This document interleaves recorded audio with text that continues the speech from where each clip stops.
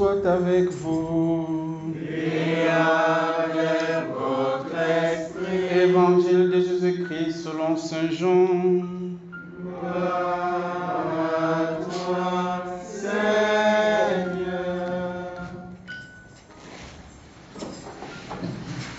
En ce temps-là, Jésus venait de dire à Pierre, suis-moi. S'étant retourné, Pierre aperçoit marchant à leur suite le disciple que Jésus aimait. C'est lui qui, pendant le repas, s'était penché sur la poitrine de Jésus pour lui dire, Seigneur, quel est celui qui va te livrer? Pierre, voyant donc ce disciple, dit à Jésus, et lui, Seigneur, que lui arrivera-t-il? Jésus lui répond, si je veux qu'il demeure jusqu'à ce que je vienne, que t'importe? Toi, suis-moi. Le bruit courut donc parmi les frères que ses disciples ne mourraient pas. Or, Jésus n'avait pas dit à Pierre qu'il ne mourrait pas, mais si je veux qu'il demeure jusqu'à ce que je vienne, que t'importe? C'est ce disciple qui témoigne de ces choses et qui les a écrites. Et nous savons que son témoignage est vrai. Il y a encore beaucoup d'autres choses que Jésus a faites, et s'il fallait écrire chacune d'elles, je pense que le monde entier ne suffirait pas pour contenir les livres qu'on en écrirait. Acclamons la parole de Dieu. Louange à toi, Seigneur Jésus. Louange à toi, Seigneur Jésus. Louange à toi, Seigneur Jésus. Louange à toi, Seigneur Jésus. Alléluia, alléluia, alléluia, alléluia.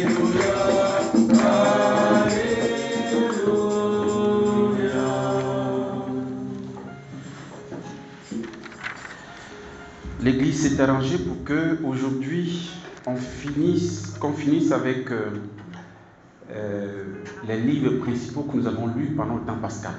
Les Actes des Apôtres, nous finissons, c'est la finale que nous avons eue aujourd'hui, et puis l'Évangile selon Saint Jean. Vous savez que c'est un évangile qui intervient dans les temps forts de l'année liturgique. Il y a 3 années liturgiques A, B, C, et dans les 3 années liturgiques, les dimanches sont partitionnés entre les évangiles synoptiques, Matthieu, Marc et Luc.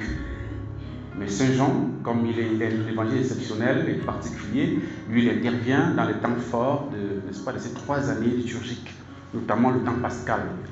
Donc nous avons la finale de l'évangile, son évangile aujourd'hui, et selon certains spécialistes, ce n'est pas lui qui a écrit ces derniers chapitres, parce qu'il est question de la mort, il est question de la mort. Lorsque Jésus dit à Pierre, si je veux qu'il reste jusqu'à ce que je vienne, voilà, que t'importe-t-il? Et puis certains pensaient qu'il allait rester éternellement, mais si on met ici, si on précise le bruit couru parmi les frères que ces disciples ne mourraient pas, or Jésus n'avait pas dit à Pierre qu'il ne mourrait pas. Donc ça veut dire que ce sont ces disciples qui essaient de rendre compte de ce que leur maître, dont Saint Jean a dû exprimer. Voilà. Alors, j'ai voulu partager avec vous, en méditant ces textes, partager avec vous un parallèle que je fais entre Judas et Jean. Parce qu'il est question de 3 questions ici. La première question qui apparaît dans le texte, c'est Seigneur, quel est celui qui va te livrer? En fait, celui qui écrit se souvient que le jeudi saint, d'accord, Jean a posé cette question à Jésus à la demande de Pierre, puisque Jésus a dit, l'un de vous va me trahir. Et donc, pourquoi ça revient ici, à la finale de cet évangile? Je pense que ce n'est pas anodin. Hier, nous avons eu l'évangile où Jésus a demandé par 3 fois à Pierre s'il aimait. Et par 3 fois, il a investi, n'est-ce pas, d'être le pasteur de son troupeau.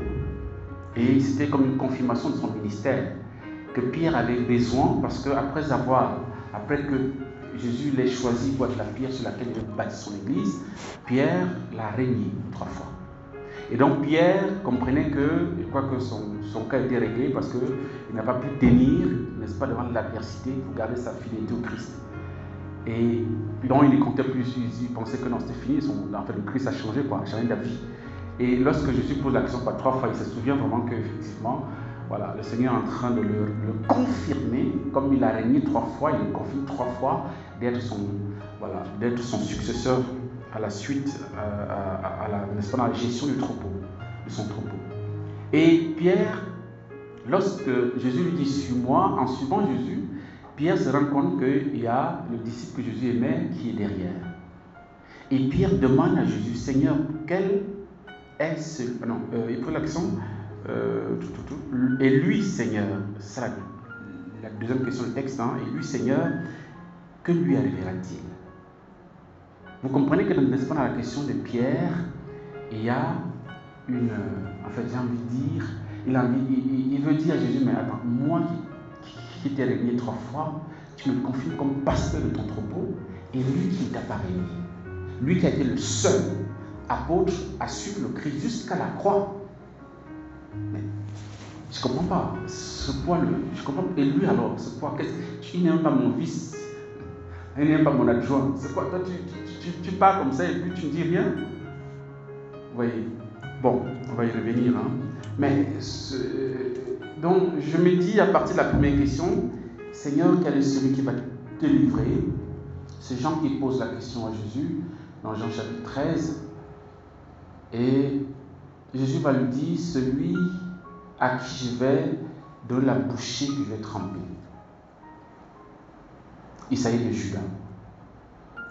Et la question que Jésus pose, en fait, c'est une question, c'est une réponse, mais en même temps une question.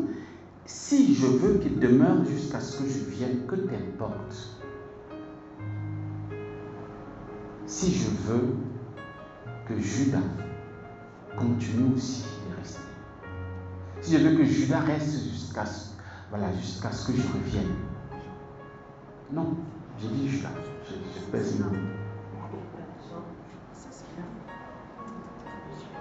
Vous allez me dire que Judas est mort, ça? Effectivement, il est mort. Jean aussi est mort. Mais cette question, c'est une parole de Dieu. La parole de Dieu, elle est éternelle. Elle n'est pas seulement celle que nous entendons, ou bien sur le plan littéral, ou bien au premier sens, au premier niveau.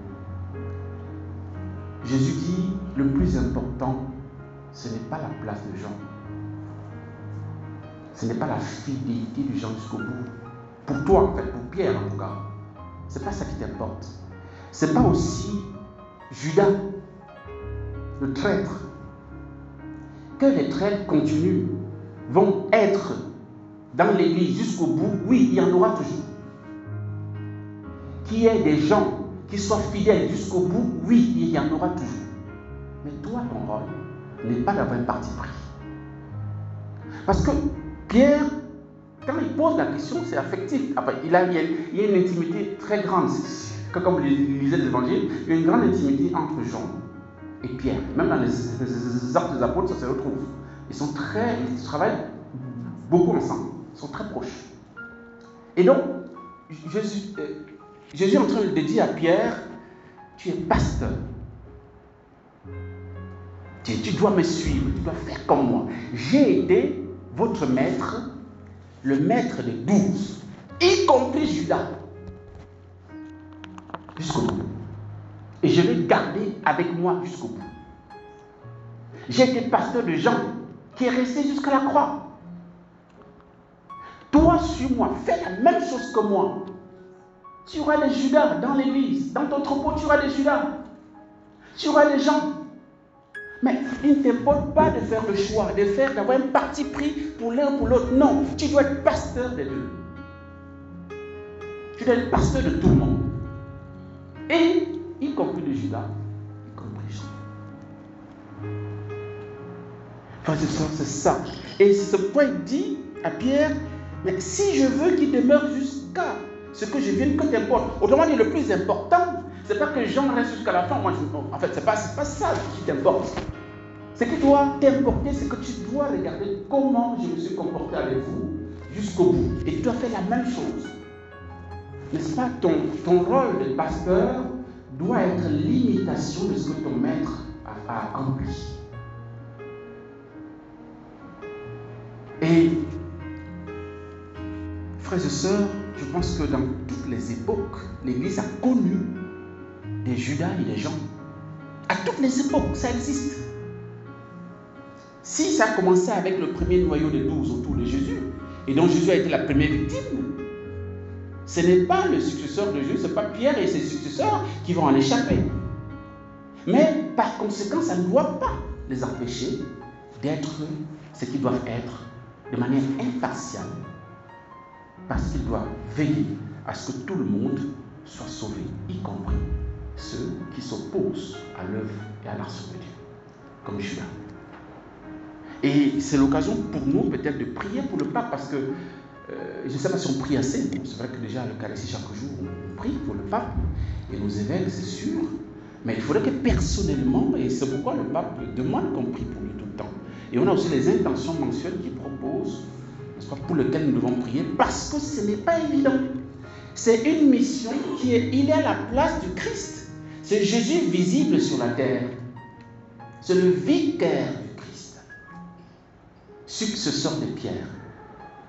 Et ils doivent travailler avec tout le monde, y compris les traîtres, y compris Judas, y compris Jean. Et c'est très beau parce que Jean a persévéré jusqu'au bout. Et nous sommes un samedi.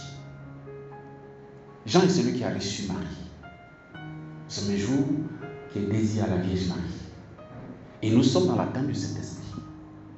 Nous sommes au Cénacle avec la Vierge Marie, avec Saint Jean, avec les apôtres.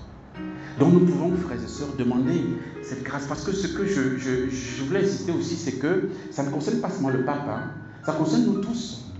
Tu es chef de famille, tu es mère de famille, tu as les enfants chez toi, pas de discrimination. Ça peut être tes propres enfants, et parmi tes propres enfants, tu peux discriminer. On est comme ça.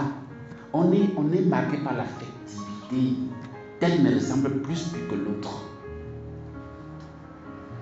On peut être dans la maison ayant des enfants, même des neveux, des cousines. En fait, on peut avoir des enfants des autres personnes avec nous. Comment nous fonctionnons? Est-ce que nous fonctionnons comme le Christ de manière impartiale? Je vous rappelle que le jeudi saint, la bouchée a été remise à Judas, pas à Jean, pas à Pierre. Et selon la tradition juive, selon la culture juive, donner la bouchée à quelqu'un, c'est marquer, en fait, c'est honorer la personne. C'est dire aux autres que je le tiens à cœur de manière particulière. Et c'est à Judas que Jésus donne la bouchée. Comme pour dire, mon amitié pour toi est entière. Elle est entière. Elle ne souffre d'aucune discrimination, alors d'aucune régression au-delà de ce que tu vas faire. Et nous devons avoir la même attitude, frères et sœurs, si nous sommes chrétiens, si nous sommes disciples du Christ, dans nos familles, dans nos relations interpersonnelles. Bien sûr, il y a des personnes avec qui on est plus à l'aise, ça c'est sûr. Mais nous ne devons pas, dans la gestion des personnes, discriminer. Je disais hier dans quel cadre que la justice doit être notre marque déposée. Si ton voisin a eu des problèmes avec ton fils et que, à bien y regarder, c'est ton fils qui a tort, tu dois avoir l'attitude, l'authenticité, l'honnêteté de dire mon fils, tu as tort. C'est pas parce que le voisin que tu n'aimes pas la tête, dont tu n'aimes pas la tête, s'il a fait des problèmes avec ton fils, on veut pas, c'est lui qui doit avoir. Non, il faut être juste. Et c'est ce à quoi le Seigneur nous invite, c'est ce à quoi Jésus invite Pierre en tant que le premier des apôtres, mais aussi à travers nous, chacun d'entre nous. Demandons cette grâce au bout de cette Eucharistie et demandons à l'Esprit Saint de nous visiter pour que, voilà, comme je le disais le mercredi, chaque Eucharistie c'est une effusion du Saint-Esprit. Il y a une assurance certaine que le Saint-Esprit est répandu à chaque Eucharistie. Donc demandons au Saint-Esprit de nous visiter et de permettre que notre vie soit ajustée à la volonté de Dieu, à la volonté du bon pasteur qu'est le Christ. Amen.